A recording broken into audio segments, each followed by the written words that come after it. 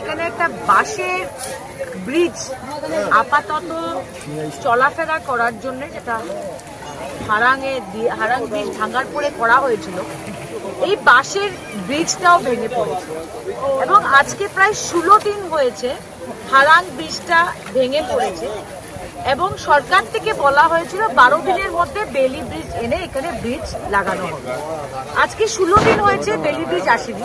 এটার কারণ আমি ভালো করে বুঝতে পারছি, কারণ বরাক ভ্যালিটা চারদিক থেকে ব্লক, ট্রেন চলছে না, সব গুয়াহাটি যাওয়ার রাস্তা বন্ধ, মেঘালয়ের রুট বন্ধ, আমাদের মহাসড়ক বন্ধ, আর এটা বন্ধ। তো বেলি ব্রিজটা আসবে কোথা থেকে? তো আমরা যখন পত্রিকা খুলি, পত্রিকার সামনে দেখা যায় চিফ মিনিস্টারের ছবি উনি সব দিয়ে দিয়েছেন। আজকে যখন আমরা টুইটার খুলি তখন দেখতে পারি যে আসামের মুখ্যমন্ত্রী রোজ একটা করে ছবি দিচ্ছেন যে সব কাজ আসামে হয়ে যাচ্ছে। আপনারা বলেন বরাকে 2 জন মন্ত্রী আছে এবং 2 জন ইনচার্জ মন্ত্রী আছেন, পীযূষ হাজারিকা এবং জয়ন্ত মল্ল বড়ুয়া। তো আজকে ওদের উচিত ছিল না এখানে এসে মিনিমাম এই গ্রামের মানুষের নিরাপত্তার জন্য এত স্রোতের মধ্যে মিনিমাম এসডিআরএফ এর নৌকাটা নামাতে পারতো না? যে গ্রামবাসী আজকে এখান থেকে এখানে যেতে পারছে না, 10 টাকা দিয়ে নৌকা দিয়ে যাচ্ছে এত স্রোতের মধ্যে। আমি এখান থেকে দেখতে পাচ্ছি এসডিআরএফ এর একটা নৌকা আছে, কিন্তু এই নৌকাটা কে? এটা তো জনসাধারণের জন্য চালানো হচ্ছে না, কাদের জন্য এটা রাখা হয়েছে? যে কেউ ডুবে মরে গেলে এসডিআরএফ নামবে?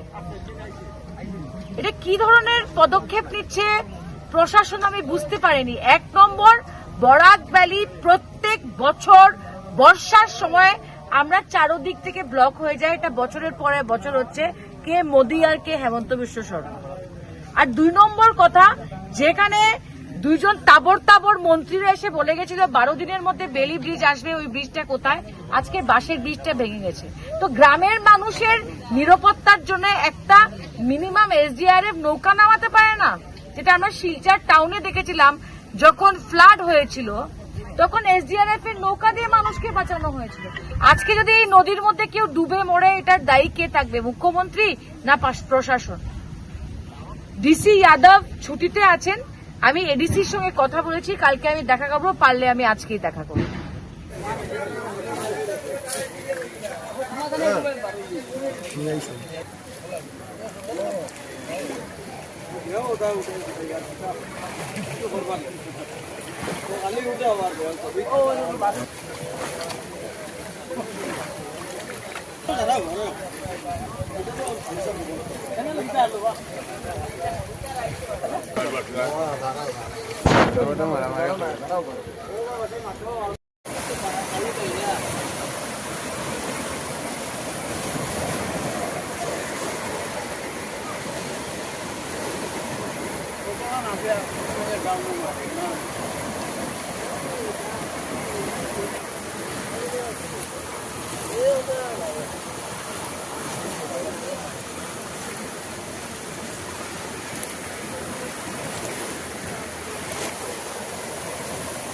Deja torre somba o bagiero bagiero.